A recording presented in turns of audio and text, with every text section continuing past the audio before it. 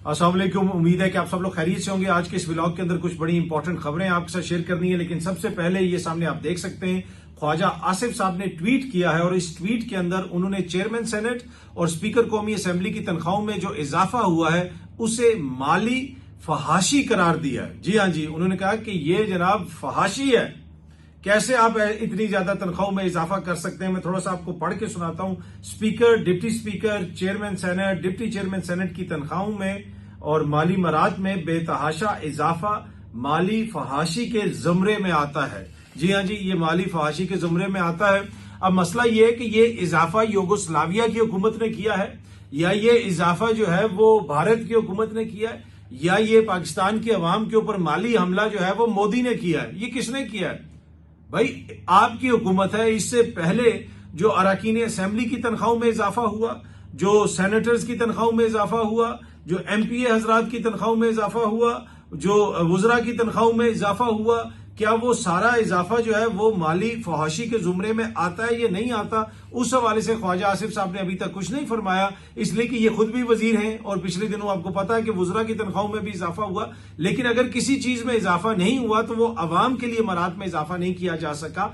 इसलिए नहीं किया जा सका कि एक और जो वजीर है हमारे वजीर खजाना, ये सामने आप देख सकते हैं, उन्होंने कहा कि हर चीज कर्ज लेके कर रहे हैं, माली गुंजाइश के मुताबिक ही रिलीफ दे सकते हैं। उन्होंने कहा कि जो भी रिलीफ हम दे रहे हैं, जो कुछ भी हम कर रहे हैं वो कर्ज लेके कर रहे हैं। तो कर्ज लेके इन सब की तनख्वाहों में इजाफा कर दिया गया।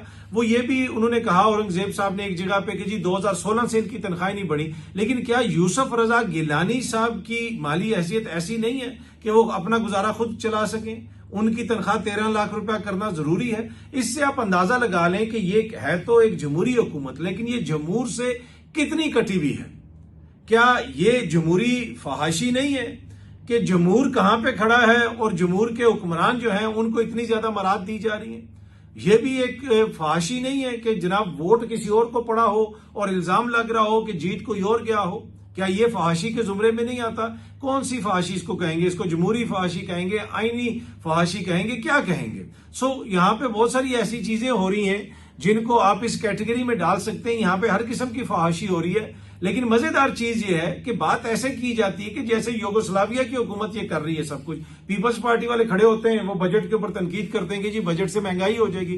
कहते हैं ठीक है, बजट आया है, सोलर पैनल्स की कीमत में ये सामने आप देख सकते हैं ऑलरेडी इजाफा हो गया है, महंगाई तो होगी। लेकिन ये महंगाई अगेन क्या मोदी कर रहा है या कांग्रेस कर रही है या बीजेपी वाले कर रहे हैं या यूगोस्लाविया की हुकूमत कर रही है? कौन कर रहा है? आप लोग कर रहे हैं। इस बजट को आप लोग ही वोट दे के मंजूर करेंगे। ये चौथा बजट है। जी हाँ जी, ये चौथा बजट है जो पाकिस्तान पीपल्स पार्टी और नून लीग इकट्ठे मंजूर करेंगे। इकट्ठे इस कौम के ऊपर जो है ना ये सारी मराहत और ये सारी जो तोहफे हैं, माली तोहफे इकट्ठे देंगे ये मिलकर। ये चौथा बजट है 2022 से जो ये मिलकर दे रहे हैं। लेकिन बातें आप सुने तो एनीवे, ख्वाजा साहब ने कहा है जनाब ये माली फहाशी है। अब इस मुल्क में कौन कौन सी फहाशी किस किस जगह पे हो रही है मैं ज्यादा तफसील में नहीं जाना चाहता। एन मुमकिन है कि ख्वाजा साहब खुद ही किसी दिन उसके ऊपर रोशनी डाल दें, लेकिन करने वाले कौन हैं उसके ऊपर भी थोड़ी सी रोशनी डाल दी जाए तो बेहतर है। अच्छा जी, वजीर आजम साहब के हवाले से एक चीज शेयर की गई है। गवर्नमेंट ऑफ पाकिस्तान का ट्विटर अकाउंट है। अगर आप कभी भी डाउन फील कर रहे हो, आपको लगे कि पाकिस्तान में शायद एक आधी चीज ठीक नहीं, जब से ये लोग आए इनका बड़ा तजर्बा है, बहुत सारी चीजें ठीक हो गई हैं, लेकिन अगर आपको लगे कि एक आधी चीज ठीक नहीं, हो सकता है आपके घर में कोई बल्ब खराब हो जाए, वो फ्यूज हुआ हो, कोई छोटा मोटा कोई यूपीएस का मसला हो जाए, कोई ऐसी चीज हो, आपको लगे कि मुल्क में चीजें ठीक नहीं और आप उदास हो, तो अब ये गवर्नमेंट ऑफ पाकिस्तान का जो ट्विटर अकाउंट है इस पे चले जाएं, इसके ऊपर ट्वीट्स वगैरह पढ़ें, बंदा खुश हो जाता है, बंदे को पता चलता है कि यहाँ पे जो है कितनी चीजें बेहतर हो रही हैं। एनीवे, कल रात को वहां पे एक ट्वीट आया और जो ही वो ट्वीट आया उसी वक्त मैं ट्विटर पे गया हुआ था, लिटरली कुछ सेकंड्स के अंदर ही, तो ये मैंने सामने उसका स्क्रीनशॉट लिया। ट्वीट ये है जी कि वजीर आजम मोहम्मद शहबाज शरीफ ने मई 2025 में 3.7 अरब डॉलर की तरसीलात ज़र मौसूल होने पर मुसरत का इजहार किया, जो गुज़िश्ता साल मई के मुकाबले में 13% ज्यादा है।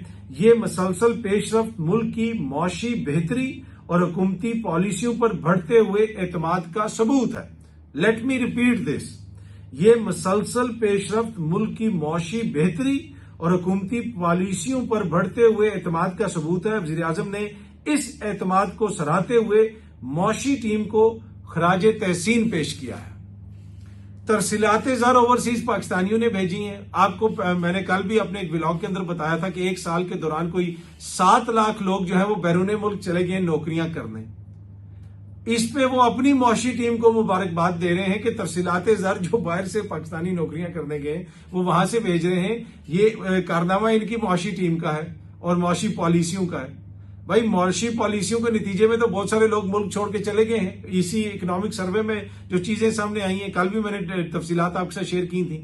लेकिन वजीर आजम साहब कह रहे हैं कि ये जो बाहर से ओवरसीज पाकिस्तानी पैसे भेज रहे हैं, ये दरअसल उनकी मौशी पॉलिसियों पर एतमाद का इजहार है और उन्होंने अपनी मौशी टीम को खराज तहसीन भी पेश किया है। तो ये मैंने सोचा कि आपके साथ खबर शेयर की जाए, बड़ी इंपॉर्टेंट खबर है।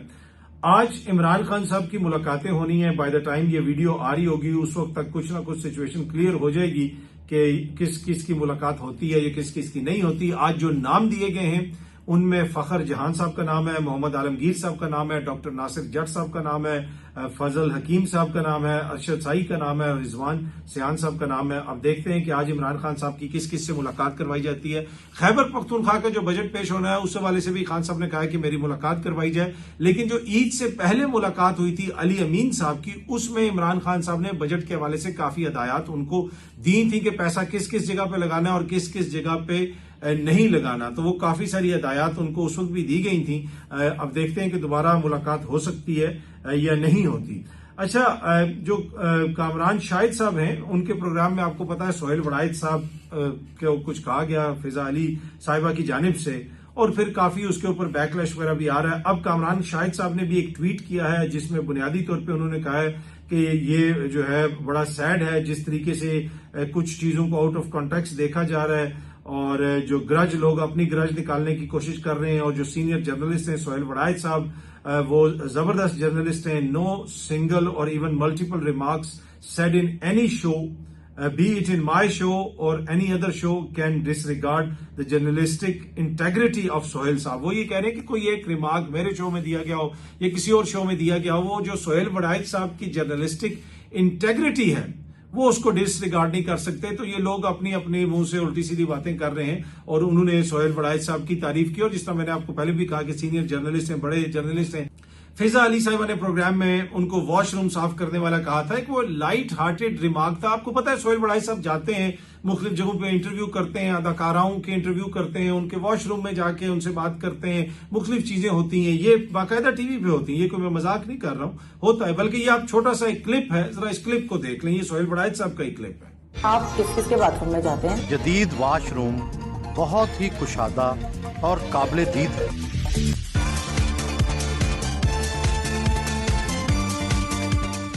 जितना बड़ा बाथरूम उतनी बड़ी एक्ट्रेस। शायद इसीलिए एक्ट्रेसों में बाथरूम को बड़ा से बड़ा करने की दौड़ लगी। जी, आपने देखा वो उस क्लिप में उन अदाकारा से दीदार से पूछ रहे हैं कि जितना बड़ा वॉशरूम उतनी बड़ी अदाकारा, वो पाँव भी धो रही हैं, वो सारा दिखा रहे हैं। कैमरा लेके सोहेल वड़ाइद साहब उनके वॉशरूम के अंदर हैं, वॉशरूम के ऊपर बात हो रही है।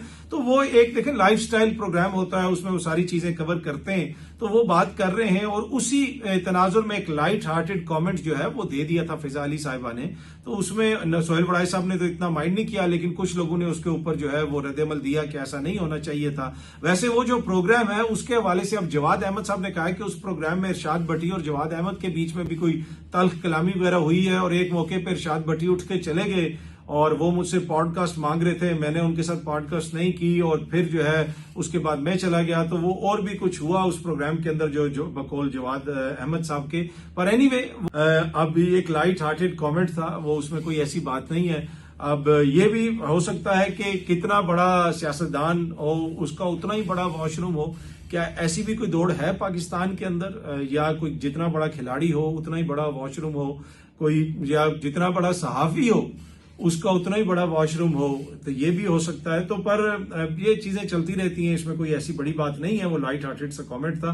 मैं पहले भी आपको कहता हूं, ये जर्नलिस्ट का अगर कोई इशू होता है तो जब आप उसकी इंटेग्रिटी पे उस तरह सवाल करें कि कहीं ये जर्नलिस्ट जो है ये किसी को खुश करने के लिए कोई बात तो नहीं कर रहा, ये जनाब निजाम के अंदर जो कोताहियां हैं उनको उजागर करने के बजाय उनके लिए तौजीहात तो नहीं पेश कर रहा, ये हुक्मरानों को आईना दिखाने के बजाय उनके दस्तरखानों पे बैठ के डिशेस तो नहीं देख रहा और बैठ के खाने तो नहीं खा रहा।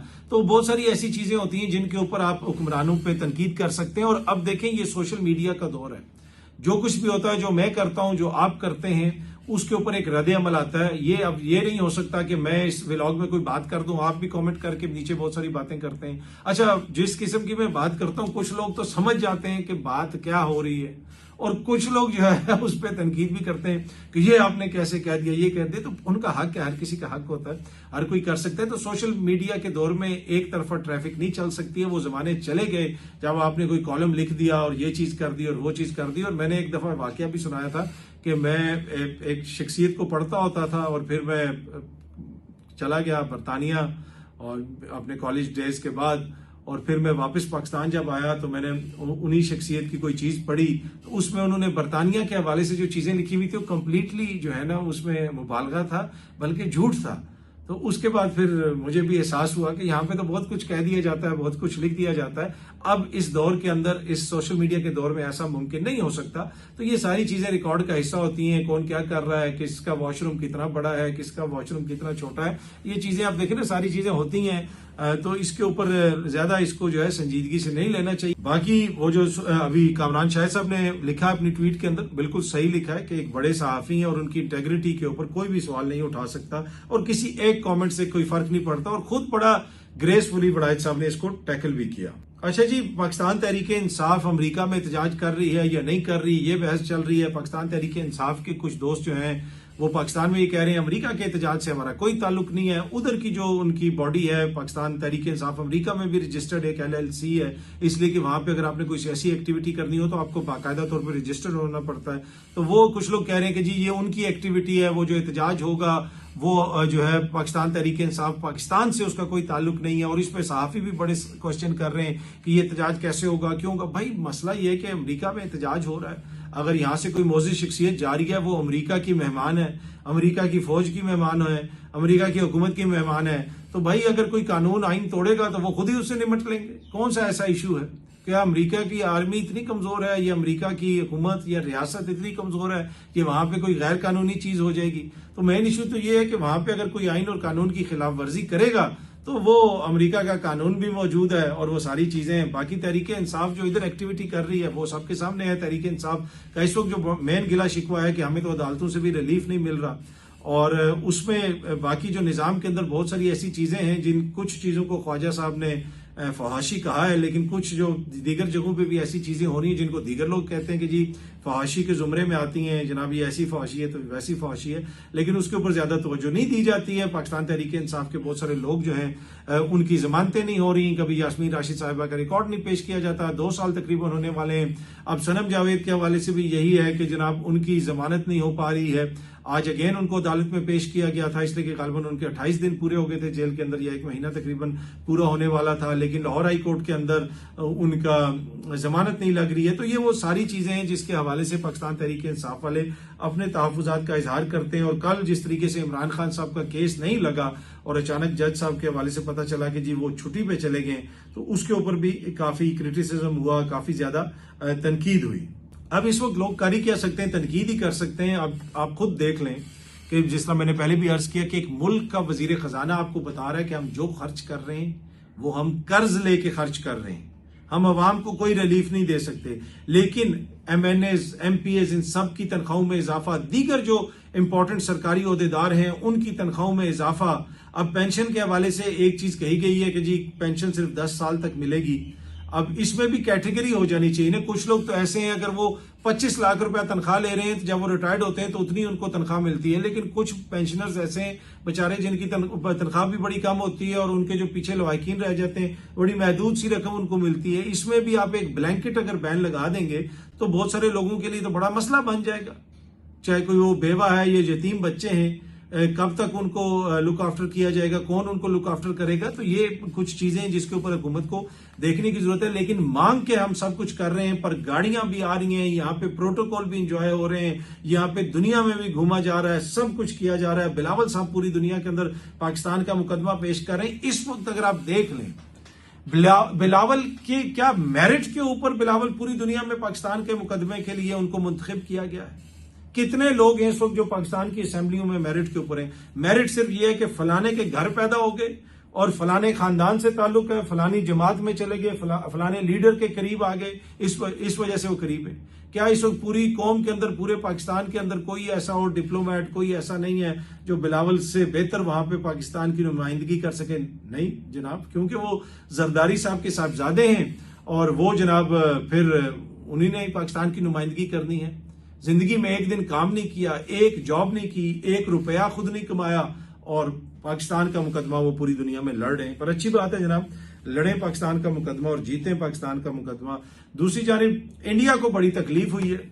इंडिया को तकलीफ ये हुई है कि अमेरिका की जो फौज के सरबराह, एक तरह से आप कह सकते हैं सीनियर जो फौजी एहलकार हैं, उन्होंने एक हेयरिंग के अंदर बात करते हुए पाकिस्तान की तारीफ की। उन्होंने कहा जी पाकिस्तान तो दहशतगर्दी के खिलाफ हमारे साथ बड़ा ताउन करता है और बड़ा जबरदस्त पार्टनर है पाकिस्तान तो दहशतगर्दी के खिलाफ। उधर जो है वो भारत और मोदी कह रहा है कि जी पाकिस्तान दहशतगर्द मुल्क है, पाकिस्तान को किसी तरीके से दहशतगर्द मुल्क साबित करवाना है। लेकिन अमेरिका की फौज तो ये कह रही है कि दहशतगर्दी के खिलाफ जो जंग है उसमें पाकिस्तान हमारा बड़ा मुतहरिक पार्टनर है। तो ये चीजें मोदी साहब के लिए जो है वो आपको पता है कोई अच्छी खबर नहीं है। और इससे पहले ट्रंप साहब कश्मीर के ऊपर भी बात कर चुके हैं। तो वो जो टोटल उनकी ख्वाहिश है कि पाकिस्तान को खुदा न खास्ता दहशतगर्द रियासत करार दिया जाए या दुनिया से ये कहलवाया जाए कि पाकिस्तान एक दहशतगर्द मुल्क है, वो जनाब उसमें मोदी साहब को कामयाबी नहीं हो रही है। और मोदी साहब के लिए कनाडा में एक बहुत बड़ा सरप्राइज वेट कर रहा है। जब वो वहां पे जाएंगे तो वहां पे सिखों ने भी एहतजाज करना है, भारत के दीगर शहरियों ने भी एहतजाज करना है, माइनॉरिटीज ने भी करना है। तो मोदी साहब के लिए काफी वहां पे सुबकी हो सकती है। बाकी उनके अपने मुल्क में जो हो रहा है वो पूरी दुनिया के सामने है। मोदी के खिलाफ एहतजाज कोई लोग खुशी से तो नहीं करते ना। जो उसकी पॉलिसीज हैं, जिस किस्म की उनकी वहां पे हुकूमत है, जो कुछ वो कर रही है, आप बीजेपी को देख लें। कल ही मैं उनकी किसी जो है मुसलमान सियासतदान की बात कर रहा था, वो क्वेश्चन कर रही थी कि कितने मुसलमानों को टिकट दिए हैं बीजेपी ने। बीजेपी की जो सियासत है वो सबके सामने है और उसकी वजह से उस मुल्क के अंदर जो कुछ हो रहा है वो फिर पूरी दुनिया के अंदर आपको रद्द-ए-अमल भी नजर आता है। अच्छा, बांग्लादेश के जो इंटरिम सरबराह हैं जनाब मोहम्मद यूनुस साहब, उन्होंने कहीं पे बात करते हुए चैथम हाउस में या किसी जगह पे बात करते हुए, उनका क्लिप में देख रहा था, वो ये फरमा रहे हैं, उन्होंने मोदी जी से बात करते हुए कहा कि जनाब आप जो है हसीना वाजिद साहिबा की आवाज को बंद करवाएं। ये बाकायदा मोहम्मद यूनुस साहब कह रहे हैं कि वहां से उनकी आवाज आती है, यहाँ पे अवाम के अंदर बड़ा एंगर है। तो मोदी ने आगे से कहा कि ये सोशल मीडिया का दौर है, हम अवाम की आवाज कैसे या किसी की आवाज कैसे बंद कर सकते हैं। इसी तरीके से हसीना वाजिद साहिबा की आवाज बंद नहीं हो सकती। तो भाई अपने मुल्क में तो बहुत सारी आवाजें आप लोग बंद करने की कोशिश करते हैं, वो होती रहती हैं, पर एनीवे ये सोशल मीडिया का दौर है। मुझे हैरत इस चीज पे हुई है कि ये मोहम्मद यूनुस साहब कौन सी बातें कर रहे हैं। ये एग्जैक्ट वही बातें कर रहे हैं जिस तरह मैंने आपको कहा ना कि अब इनको सिस्टम वो सारी चीजें कहेगा कि अगले साल इंतखाब जो है वो बड़ा मुश्किल हो जाएगा। पिछले 1-2 व्लॉग्स के अंदर भी मैंने ये चीजें शेयर की थी। भाई हसीना वाजिद ने दूसरों की आवाजें बंद की थी ना, तो अवाम ने उसको जूते मार के निकाला है। उसके बाप के मुजस्मे को जूते मारे हैं, जिससे अवाम मोहब्बत करती थी, जिसको अवाम ने इतना बड़ा मैंडेट दिया था कि पाकिस्तान के 2 टुकड़े हो गए थे क्योंकि उस मैंडेट को नहीं माना गया था। लेकिन जब उसकी बेटी ने मैंडेट को नहीं माना अवाम ने फिर उसके साथ जो किया, उसने लोगों की आवाज बंद की, किसी को जेल में डाला, किसी को क्या किया, क्या वो सिस्टम बच सका? नहीं। अब मोहम्मद यूनुस साहब की ये ख्वाहिश है कि जी हसीना वाजिद की आवाज बंद कर दी जाए। क्यों आवाज बंद कर दी जाए? भाई अवाम को वो सुनने दें वो क्या फरमा रही है, अवाम को नहीं पता वो क्या करके गई है। लेकिन यही होता है जब आप इक्तदार में आते हैं, आपको वही सिस्टम जो है, अब वो सिस्टम तो बांग्लादेश में सारा वही है, ब्यूरोक्रेसी वही है, एजेंसियां वही हैं, जुडिशरी वही है, फौज वही है। अब उनको एडवाइजर्स आके जो बात कर रहे होंगे वो रोज आके बताते होंगे हसीना वाजिद ने जो ये बयान दे दिया उससे बड़ा मसला हो गया। और ये इंतहाई सतही सोच है, वो बोलती रहे जो मर्जी बोलती, उससे क्या फर्क पड़ता है? उसने जो किया वो पूरी कौम ने नहीं देखा। हसीना वाजिद के बेटे ने पाकिस्तान के हवाले से तो एक जमाने में कोई बातें की, जब उनकी हुकूमत गिरी वो पाकिस्तान पे इल्जाम लगा रहे थे। भाई हरकतें आप अपनी चेक करें। पाकिस्तान पे इल्जाम लगाना जो है, भारत भी पाकिस्तान पे इल्जाम लगा रहा था। वहां पे मोदी साहब गए थे और कितनी ज्यादा इंग्रेस थी वहां पे भारतीय स्टैब्लिशमेंट की, तो वहां की अवाम ने उसको नामंजूर किया और अवामी एक रद्द अमल आया। पाकिस्तान के ऊपर अब कैसे इल्जाम लगा सकते हैं? अच्छा, लेकिन पाकिस्तान में कुछ लोग कह रहे थे कि जी वो उनका बेटा ये कह रहा है उसका जवाब दिया जाए। भाई किस लिए जवाब दिया जाए? उसके बेटे को कौन सुनता है पाकिस्तान में? अगर वो बोलता भी दे तो बोलता रहे, इससे क्या फर्क पड़ता है? तो फौरन अगले को रिस्पांस करना या अगले की आवाज दबा देना, बंद करना, ये इंतहाई सतही सोच है। और ये वो सिस्टम है जो उन ममालिक में आपको नजर आता है जिधर आपको तरक्की नजर नहीं आती। जिस तरह मैंने आपको पहले भी कहा कि अगर अमेरिका में कोई हरकत होगी, कोई कानून तोड़ेगा तो वो ले लेंगे, उसके खिलाफ एक्शन भी हो जाएगा। अगर बरतानिया में कोई हरकत होगी, उसके अगर कोई कानून टूटा होगा तो उसके खिलाफ वहां पे एक्शन हो जाएगा। कोई टैक्स डिफॉल्टर होगा बरतानिया में तो फिर उसको बैंकरप्ट भी डिक्लेयर होना पड़ेगा, टैक्स डिफॉल्टर भी डिक्लेयर होना पड़ेगा। वो देख लेते हैं। उन ममालिक में तो आपको पता है, एज लॉन्ग एज आप पीसफुल एहतजाज करें आपको इजाजत होती है। अब अमेरिका और बरतानिया ने जो इराक में किया, इनकी फौजें इराक गई हुई थी। सबसे बड़ा मुजाहरा जो है यूरोप में बरतानिया में हुआ था, लंदन में हुआ था। तकरीबन 20 लाख लोग उसमें शरीक थे जो कह रहे थे कि फौज को वहां पे ना भेजा जाए। फिर जब फौज वापस भी आती थी इराक से लड़के, तब भी उनके खिलाफ वहां पे मुजाहरे होते थे, हुकूमत के खिलाफ मुजाहरे होते थे। जो टोनी ब्लेयर साहब थे उनको पूडल कहा जाता था। प्रेस के अंदर जो छोटा सा कुत्ता नहीं होता पूडल, जिसको पूडल उठाया होता है लोगों ने, उसको वो कहते थे प्रेस के अंदर कि जनाब ये जॉर्ज बुश का छोटा सा कुत्ता बना हुआ है, पपी बना हुआ है, उसकी हर चीज मान रहा है। अटॉर्नी जनरल जो थे उन्होंने उस वक्त ये कहा था कि जनाब ये जंग नहीं होनी चाहिए, और अक़वाम मुत्तहिदा की भी वो करारदादों की एक तरह से खिलाफ वर्जी करते हुए वहां पे इराक के अंदर वो वॉर लड़ी गई थी, और उसकी लीगैलिटी के ऊपर आज भी बहुत बड़ा क्वेश्चन मार्क है। तो वो दुनिया भर में होता रहता है, पर हमारे इस खित्ते के अंदर दूसरे की आवाज जो है वो एकदम से कानों में लगता है ऐसे कि जैसे किसी ने शीशा डाल दिया। ओ भाई सुन लिया करो, बर्दाश्त कर लिया करो। अगर हम सब पे तनकीद करते हैं, अगर कोई हम पे तनकीद कर ले, और वैसे मैंने देखा सबसे ज्यादा छुई मुई इसमें सहाफी हैं। कोई किसी भी सहाफी के कोई कॉमेंट वगैरह आया हो तो वो कहता है मैं घर तक छोड़ के आऊंगा। ट्विटर के ऊपर लड़ रहे होते हैं लोगों के साथ कि घर तक छोड़ के आऊंगा, ये करो। भाई क्या हो गया? हमारा रोजगार ये है कि हम लोगों के ऊपर तनकीद करते हैं, लोगों के बारे में रिपोर्ट करते हैं, लोग हमें बर्दाश्त करते हैं। अगर हम पे कोई तनकीद कर ले तो हमें बर्दाश्त कर लेनी चाहिए। और मोहम्मद यूनुस साहब, आपको कौन सा अवाम ने वहां पे इलेक्ट किया है?